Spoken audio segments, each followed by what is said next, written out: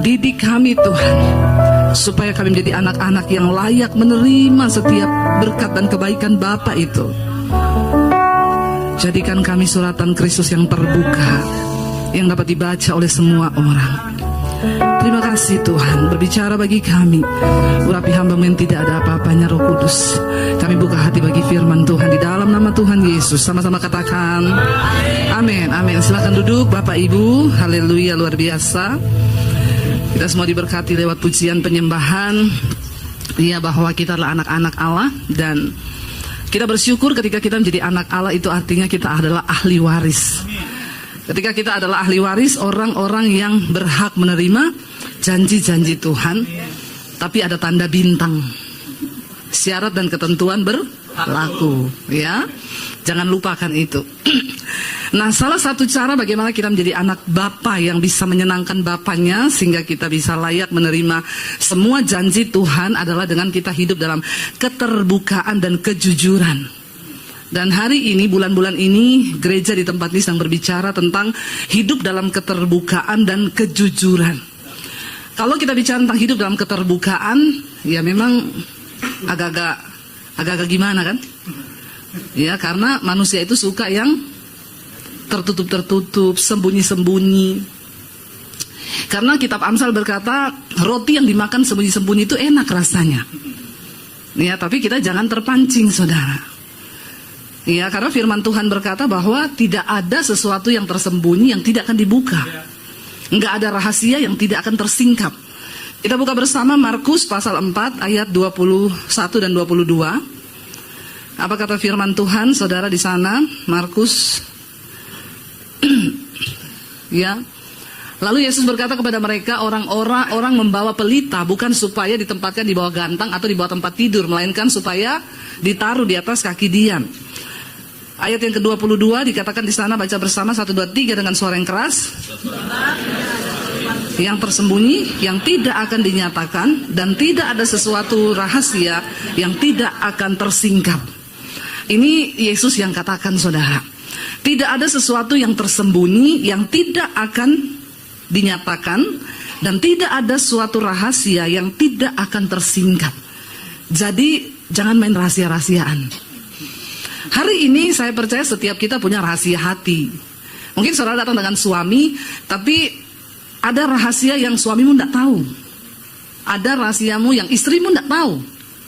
Mungkin hari ini kau datang dengan anak, ada rahasia yang anak nggak tahu, ada rahasia yang orang tua nggak tahu dari anak. Apa yang kita lakukan di luar sana itu kita dan Tuhan lah yang tahu. Tapi firman Tuhan berkata, Yesus berkata di sana bahwa ketika kita berkata kita ini anak terang, maka terang itu tidak disembunyi di bawah gantang. Ada orang nyalain lilin lalu ditutup pakai ember gitu? Enggak, ya. Enggak mungkin orang menyalakan lampu lalu taruh di bawah kolong tempat tidur. Karena tujuan dari terang itu untuk menerangi. Hidup kita sebagai anak Tuhan adalah, Yesus berkata kita ini garam dan terang dunia. Kalau terang yang ada padamu sudah pudar, bagaimana kegelapan yang ada di sekelilingmu? Kalau garam yang ada sama kita sudah tawar, maka nggak ada guna lagi, karena garam itu hanya untuk dibuang dan diinjak-injak orang. Bagaimana kita menjadi anak Tuhan yang sungguh-sungguh berkenan? Maka kita harus menggarami, menjadi terang di tengah kegelapan.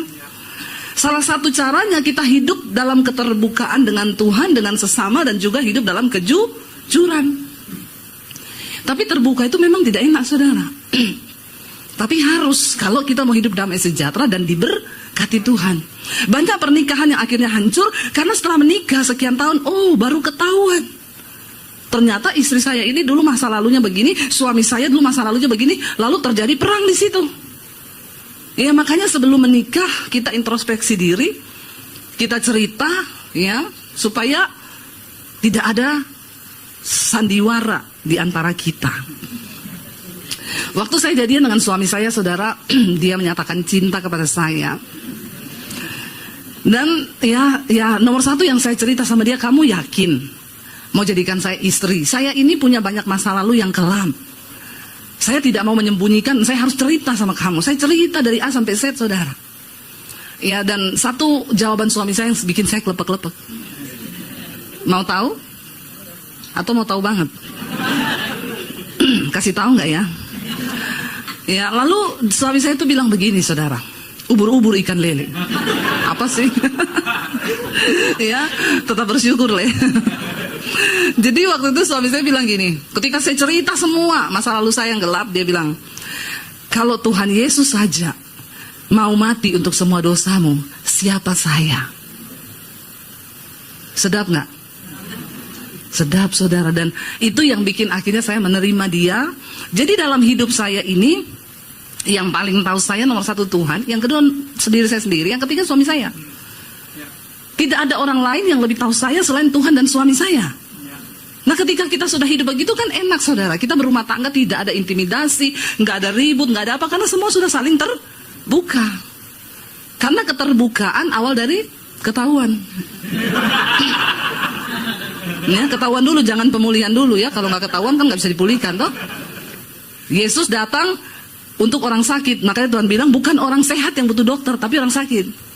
Persoalannya banyak orang ngaku sehat, padahal saya tadi hampir nggak jadi kesini, saudara. Pagi-pagi mau berangkat, aduh badan saya sakit semua, mungkin karena saya keliling-keliling ya. Pelayanan terus, 10 hari pelayanan di Australia, sampai ke Adelaide, pulang langsung nginap semalam, besok subuh sudah ke bandara lagi, seminar di Singapura 3 hari, pulang cuma nginap semalam, terbang ke Surabaya, abis pelayanan minggu, Senin saya ke sekolah misi di Bandungan, ngajar seminggu di sana.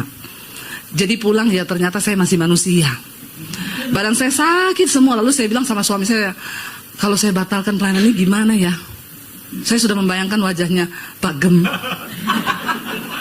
Ya, jadi saya cuma bilang Tuhan kasih saya kekuatan, karena badan saya ini rasanya aduh kayak patah-patah semua, tulangnya sendi-sendi sakit semua.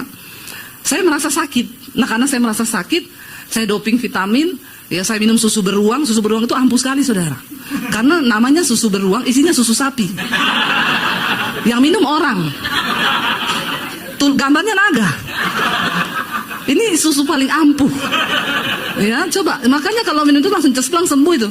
Susu beruang, gambar naga, isinya susu sapi, yang minum orang.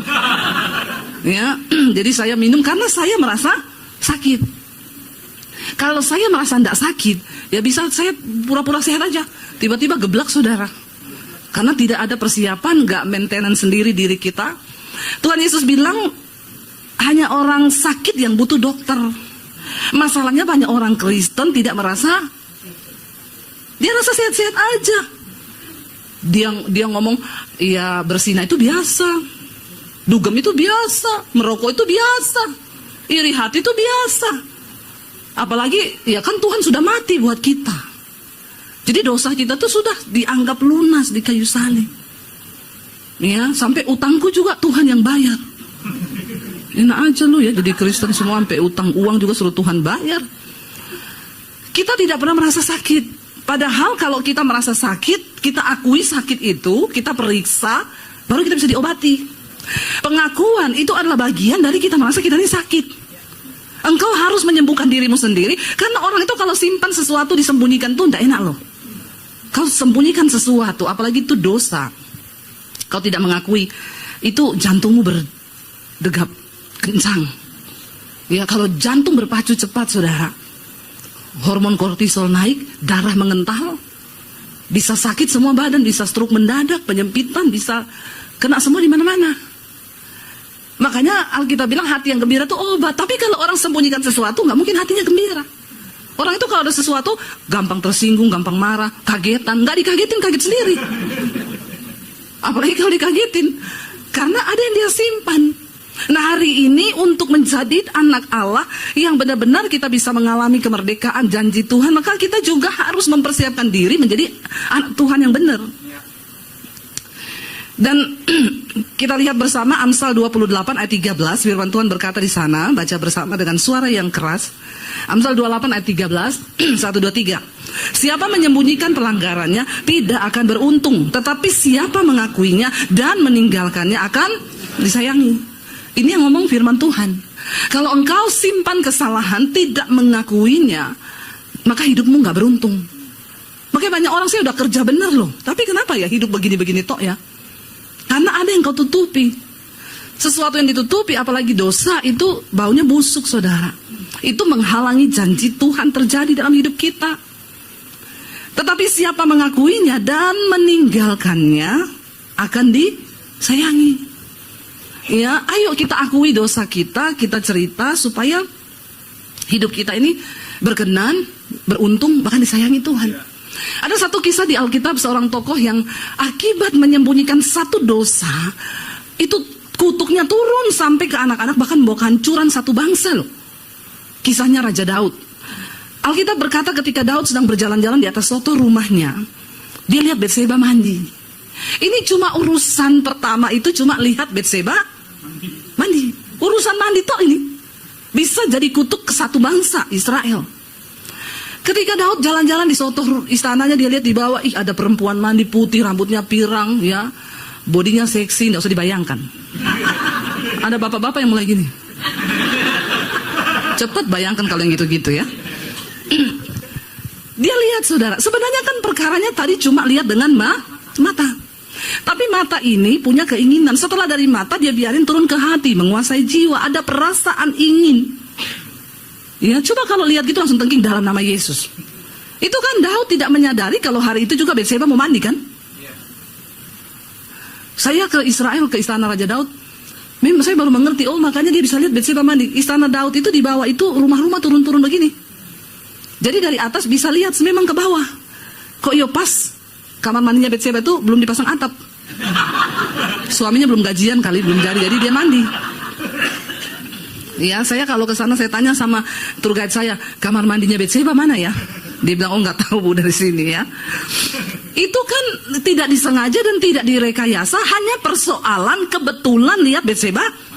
Perhatikan cara kerja dosa itu gila loh saudara. Makanya jangan terikat dengan film porno di sini ya.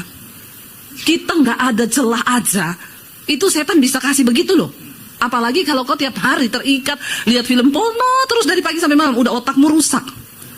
Ya, orang tuh kalau lihat film porno tiap hari, ngeri saudara. Lihat sapi lewat, ih sapinya nggak pakai celana. Dari dulu itu sapi tidak pakai celana dari dulu. Kenapa otakmu kotor? Dari dulu. Tapi karena di sini udah rusak.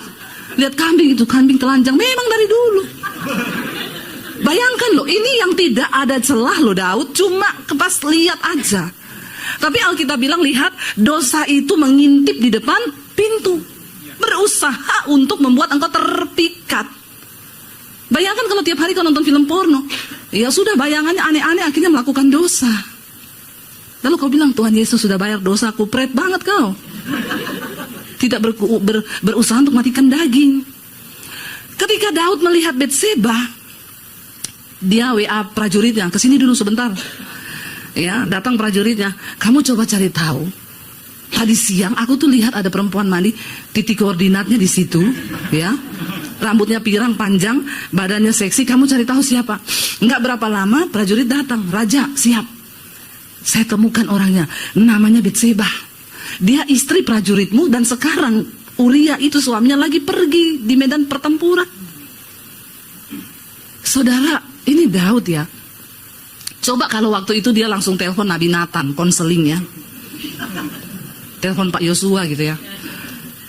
Pak, saya ini nggak tahu ya, saya sejak lihat tuh perempuan mandi kok saya jadi pengen memiliki ya. Maka didoakan Nabi Nathan kan, dalam nama Yesus segala otak corok porno, dalam nama Yesus, tengking kan. Nggak jatuh kan dia. Penting keterbukaan itu, dia simpan sendiri, dia nikmati dalam halusinasi, dia bertindak cari perempuan itu. Lalu dia bilang sama prajuritnya, panggil dia, undang, datang ke istanaku. Prajurit datang ke rumah Batseba, Batseba, kamu diundang Raja Daud datang ke istananya. Siapa yang gak mau? Daud ganteng, muda, kaya, raja. Batseba bilang, lumayan, jadi ani-ani. Ani-aninya Raja Daud. Ya, gila, dapat emas, uang, bukan cuma apartemen, separuh istana. Kan? Pergilah dia saudara. Dia sudah tahu lah pasti kalau raja panggil bakal jadi apa, dia udah tahu kan. Udah tahu lah dia. Ketika diundang ke istana bukan cuma dipajak ketemuan. Hari itu Alkitab berkata Daud tidur dengan Batseba. Bukan ketiduran. Tapi dia tidur dengan Batseba, melakukan sesuatu dosa. Cuma perkara dari lihat dia mandi, kebayang-bayang panggil, undang, melakukan dosa.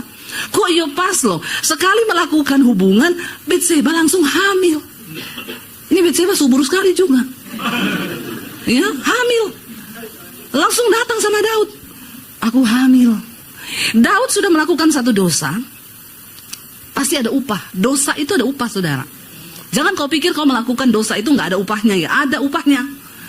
Ketika hamil, Daud harus cari cara. Bagaimana caranya supaya nggak ada yang tahu, nggak ada yang curiga. Satu-satunya suruh suaminya pulang tidur dengan istrinya. Supaya kalau istrinya hamil, suaminya tahu itu yang hamil dia.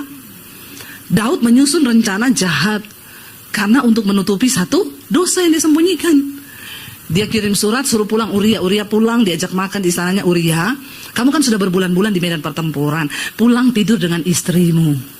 Kalau bapak-bapak yang jadi Uria, saya tanya bapak-bapak, langsung pulang nggak ke rumah?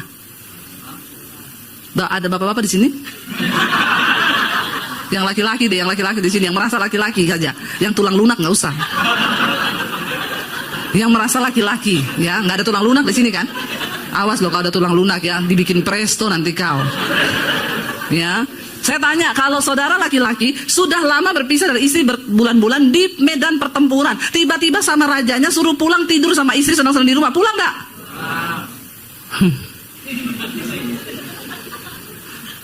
Makanya namamu bukan Uria. Tapi Uria seorang prajurit yang berintegritas. Dia bilang sama Daud gini, Tuanku, teman-temanku lagi di medan pertempuran bertarung nyawa. Tabut Allah sedang ada juga di sana, itu lambang kehadiran Allah. Terus kau suruh pulang senang-senang dengan istriku. Tidak mungkin aku melakukan hal itu. Dia nggak mau pulang tidur dengan istrinya, dia tidur di soto istana Raja Daud. Daud gondok, ini orang ya. Aku ini mau jebak kau, kenapa kau nggak pulang? Besok malam Daud bilang, oh aku tahu, kasih mabuk. Daud beli cap tikus, dikirim dari Manado. Ya toh, cap tikus ini memang ampuh ini cap tikus ini. Daud bilang pasti mabuk, pasti pulang ini. Dikasih minum cap tikus, mabuk Uria. Waktu mabuk Daud bilang pulang. Istrimu kangen sama kamu, tiduri istrimu pulang. Tetap dalam keadaan mabuk pun Uria integritasnya teruji loh. Dalam keadaan mabuk dia bilang, Tuanku Raja, tidak mungkin, karena teman-temanku di sana lagi bertarung nyawa dan tabut Allah yang Maha Kudus sedang ada di medan pertempuran. Aku tidak mungkin pulang dan senang-senang dengan istriku. Itu orang yang paling berintegritas tuh Uria, saudara. Saya bilang gila, ini orang punya mabuk pun tetap berintegritas. Ada orang Kristen ngomong sama saya, Bu, saya ini juga walaupun mabuk nyanyi lagu rohani loh. Berintegritas itu, saudara. Saya bilang sama dia, saya curiga kamu ini cuma kalau mabuk nyanyi lagu rohani. Kalau sadar kagak, justru terbalik, mabuk aja kau terus, biar kau dekat dengan Tuhan. Mungkin kalau mabuk dia dekat sama Tuhan, karena tidak di alam nyata. Bayangkan loh, Uria nggak mau pulang, mabuk nggak mau pulang. Daud stres. Ini orang sudah saya kasih minum cap tikus, nggak mau pulang. Sudah tak gini nggak mau pulang, ya udah satu-satunya cara harus mati dia. Supaya semua masalah beres. Daud tulis surat kematiannya Uria. Uria, kamu bawa surat ini kasih ke panglima perang. Dia tulis sama panglima perang. Sesampainya Uria di tempat di medan pertempuran, taruh dia di posisi paling depan di perang yang paling sengit supaya dia mati terbunuh. Uria tidak sadar kalau dia membawa surat kematiannya. Karena dia prajurit yang berintegritas, dia nggak kepo juga buka itu surat di jalan. Dia bawa aja itu surat, dikasihlah ke panglima perang. Waktu dibaca, langsung dirubah formasinya. Ya sudah, kamu pindah gini-gini, Uria kamu paling depan. Padahal Uria ini bukan prajurit yang di bagian menyerang paling depan. Dia nggak punya keahlian itu, tapi Daud tahu. Akhirnya saudara, Uria ditaruh di pertempuran yang paling sengit di bagian depan. Waktu musuh menyerang, Uria dipanah mati di situ. Lalu panglimanya kirim surat ke Daud, Uria sudah mati di medan pertempuran. Daud begini, yes, aman, semua dosaku sudah tertutupi. Dia lupa ada mata Tuhan yang melihat. Sepintar-pintarnya engkau tutup rapat dosa, pelanggaran apapun yang kau sembunyikan. Coba kalau Daud terbuka saja, saudara, maka mungkin ceritanya tidak akan seperti itu. Ingat ya, semua kesalahan-kesalahan manusia, tokoh-tokoh di Alkitab ditulis di Alkitab supaya kita belajar, bukan untuk kau ulangi. Lalu kalau melakukan dosa terus gini, itu Daud juga gitu kok, makanya aku juga gitu, pret lu. Ya, baca itu Alkitab dan renungkan supaya kita tidak melakukan kesalahan yang sama. Itu ditulis supaya jadi pelajaran bahwa akibat cuma lihat Batseba mandi berdampak sampai ke nasib satu bangsa. Saudara, coba kalau ceritanya Daud panggil Uria datang. Dia doa puasa dulu, mungkin Tuhan beri aku keberanian, aku mau jujur sama Uria. Itu kan lain ceritanya kan. Saya mau tanya, kira-kira Uria ini prajurit, dia tahu ini Raja Daud. Misalnya Daud bilang, Uria, sorry banget bro, soalnya istrimu seksi. Awalnya tuh gue cuma lihat dia mandi, terus gue tertarik. Akhirnya gue suruh panggil, datang, dan terjadilah hal-hal yang diinginkan. Jangan bilang tidak diinginkan, karena kalau tidak diinginkan pasti tidak munafik lagi, pura-pura bilang iya bu, terus terjadi hal-hal yang tidak diinginkan. Saya bilang, pret kau, mesti kau inginkan makanya terjadi. Kan bisa dia bilang terus, Uria, aku salah besar dan aku berdosa, istrimu tak panggil ke istana. Ini bukan salah istrimu tapi salahku, aku raja. Sekarang istrimu tuh hamil, sorry banget Uria, aku minta maaf. Saudara, kira-kira Uria terima nggak? Dia cuma prajurit, dia tahu kalau dia lawan raja hukumannya mati. Ya pasti Uria akan ngomong, oh gitu ya Raja, menyakitkan sih. Menyakitkan, tapi ya mau diapa, sudah terjadi. Yang penting ya jangan lupa lah transfer tiap bulan ya. Iya kan? Ya kau peliharalah anak itu. Atau kau mau ambil nggak istriku jadi selirmu, bebas Raja. Waktu itu siapa saja perempuan yang dia mau ambil, dia bisa ambil. Itu sah hukumnya. Kalau Daud berkata seperti itu, dia tidak menyembunyikan dosa itu, tidak akan terjadi sampai ke pembunuhan. Ketika Uria mati, dikabarkan ke Daud bahwa Uria mati, diumumkanlah, Uria prajurit yang setia telah meninggal di medan pertempuran, meninggalkan seorang istri yang sedang hamil. Zaman itu, kalau ada prajurit yang mati di pertempuran dan istrinya hamil, lalu ada laki-laki yang menikahi dia, itu laki-laki pahlawan. Dan Daud maju dan berkata, aku siap menikahi Batseba. Dan semua orang tepuk tangan, raja memang hebat. Padahal, jangan kau membangun pencitraan karena dosa yang kau tutupi, sebab Tuhan tahu. Sampai yang kedalaman hati pun Tuhan tahu. Lebih baik akui, memang berat konsekuensinya, tapi ya itulah, kita dicegah dari membuat sebuah kesalahan, dosa yang lebih fatal. Daud menikahlah sama Batseba. Lagi enak-enak menikah, Tuhan bicara lewat Nabi Nathan, pergi temui Daud, sebab aku tahu kebusukannya. Nggak ada yang tahu, tapi kamu kasih tahu gini. Nathan pergi ke Daud di istana dan menemui dia, dan Nathan berkata begini, Raja Daud, ada satu kisah. Ada dua orang yang bersahabat. Satu ini kaya raya, dia punya domba banyak sekali. Tapi temannya ini miskin banget, dombanya cuma satu. Tapi ketika yang kaya ini mau bikin pesta, ada tamu datang, dia tidak mau potong dombanya yang banyak. Dia ambil dombanya si miskin yang cuma satu ekor itu, diambil, dibunuhnya domba itu. Daud menjadi marah mendengar hal itu dan berkata, siapa itu yang melakukan hal yang keji begitu? Maka dia pantas untuk dihukum. Dan Nabi Nathan bilang, kau orangnya. Kau Daud, kau bebas memilih perempuan mana yang bisa kau nikahi, karena Tuhan memberimu kuasa, bahkan semua segala sesuatu dalam tangan dan kuasamu. Tapi kau jahat, kau bunuh Uria, prajuritmu yang setia, cuma untuk memuaskan hawa nafsumu.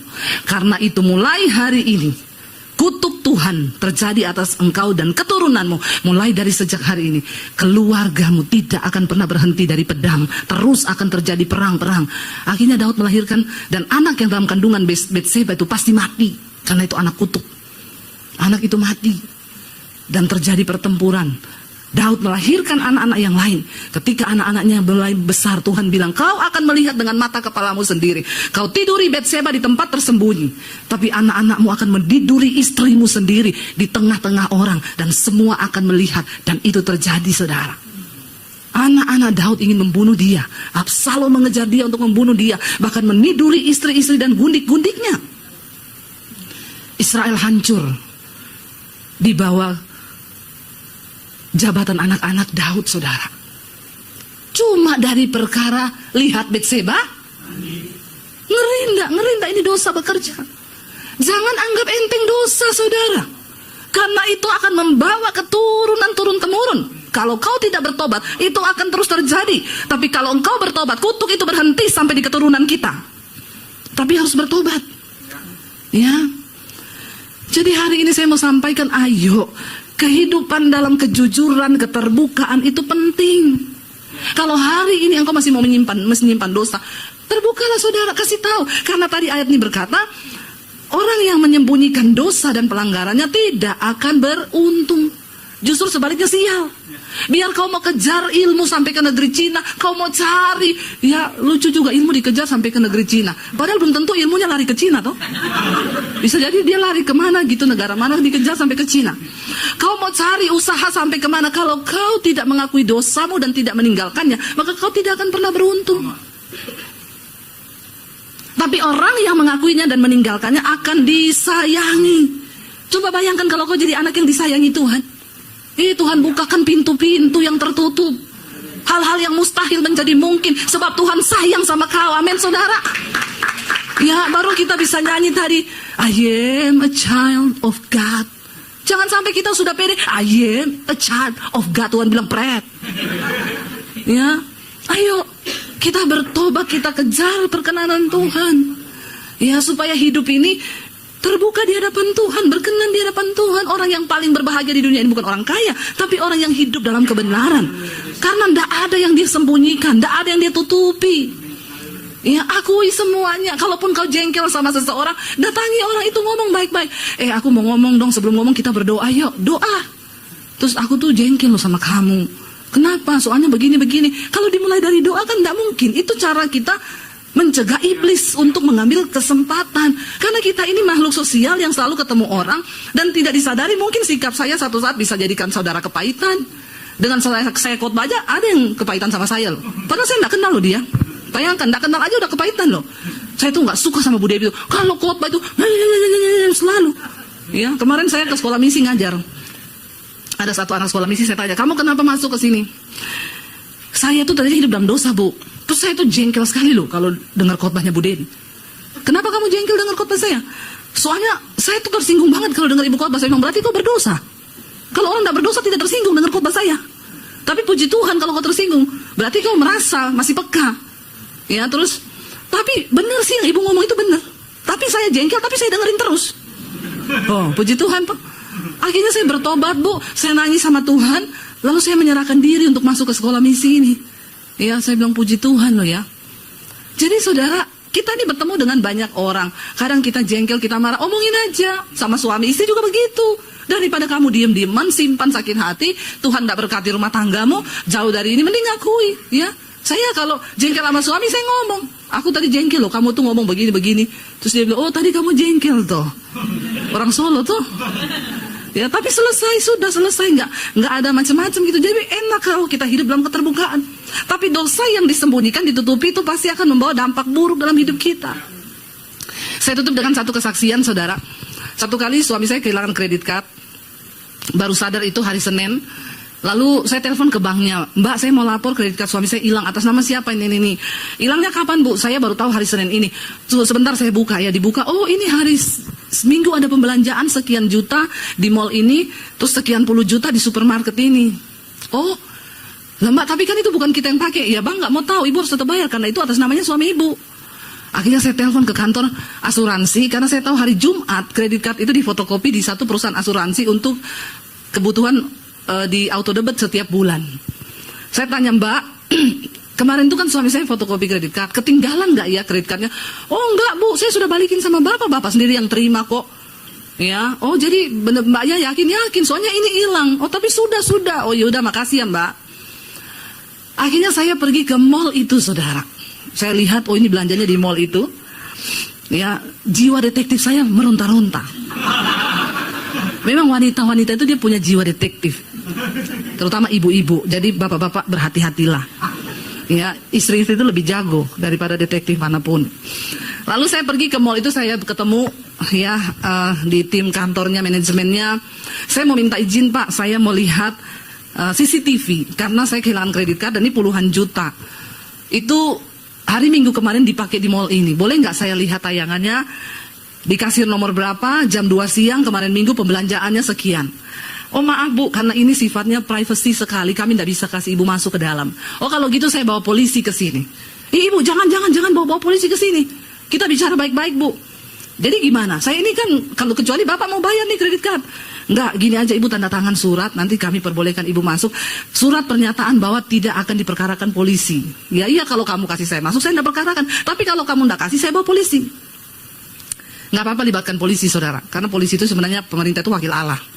Yang penting jangan dibayar. Amin ya, kita berdoa. Polisi-polisi Indonesia ini baik-baik saudara. Masih ada juga yang baik-baik, kita doakan ya. Polisi tidur. Terus kamu kenapa? Belum selesai loh. Terus saudara,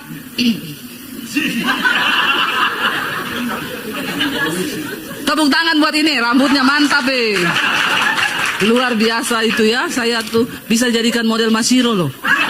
Itu pasti langsung booming, meledak itu Mas Shiro di mana-mana ya. Keren, rambutnya keren. Itu perjuangan loh buat gitu. Saya jadi berpikir saya bisa nggak ya?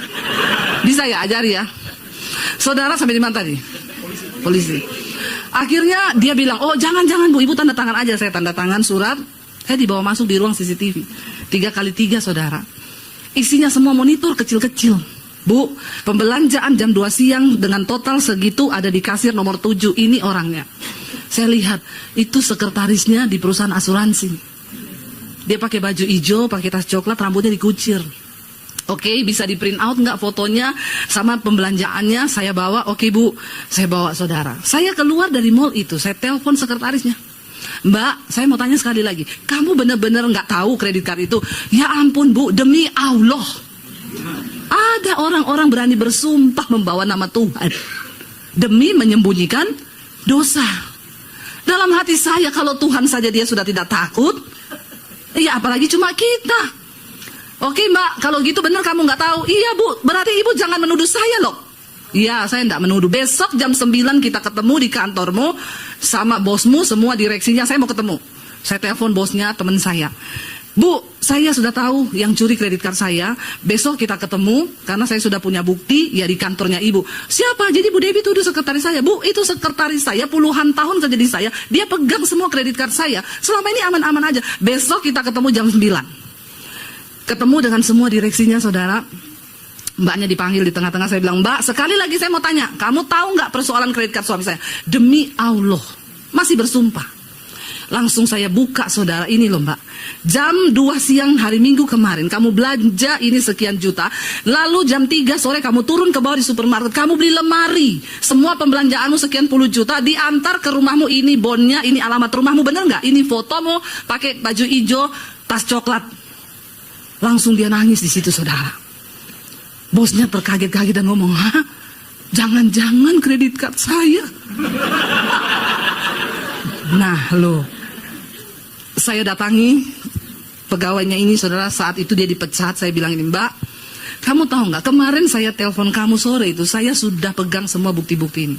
Tapi saya mau tunggu niat baikmu, siapa tahu kamu terbuka cerita sama saya. Maka saya tidak akan perkarakan di kantor. Selesaikan secara berdua, mungkin kamu cicil atau bagaimana bisa kita bicarakan.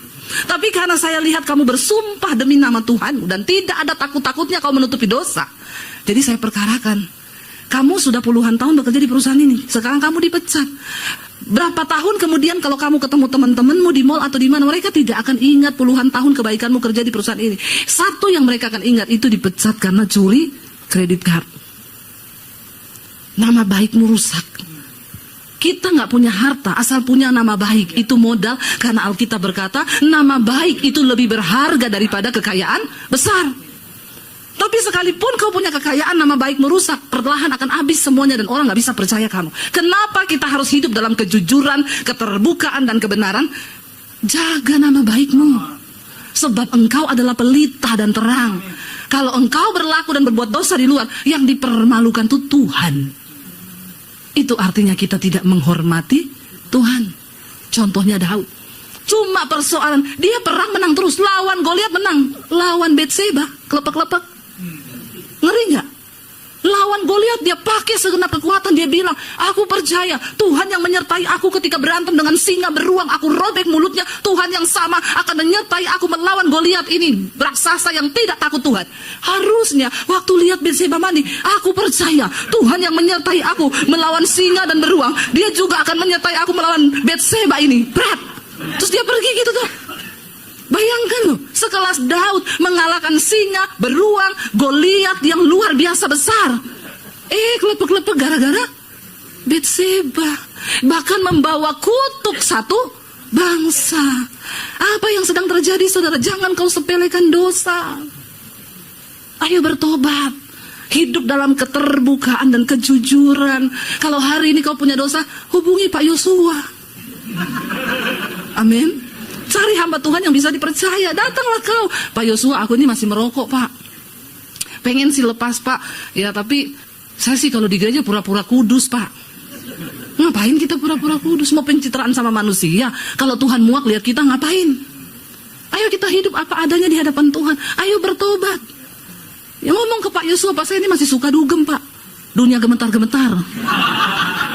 Gimana ya supaya saya bertobat, Pak? Ngomong, karena keterbukaan awal dari ketahuan. Lalu ketahuan baru bisa dipulihkan. Waktu kita mau sungguh-sungguh, saudara, Tuhan pasti pegang tangan kita. Kita tidak perlu takut akan apapun di hari-hari yang ke depan. Asal engkau hidup menyenangkan Tuhan. Alkitab berkata, Tuhan akan menyatakan perbedaan antara orang-orang yang sungguh-sungguh mengasihi Dia dengan yang tidak. Bangkit berdiri bersama.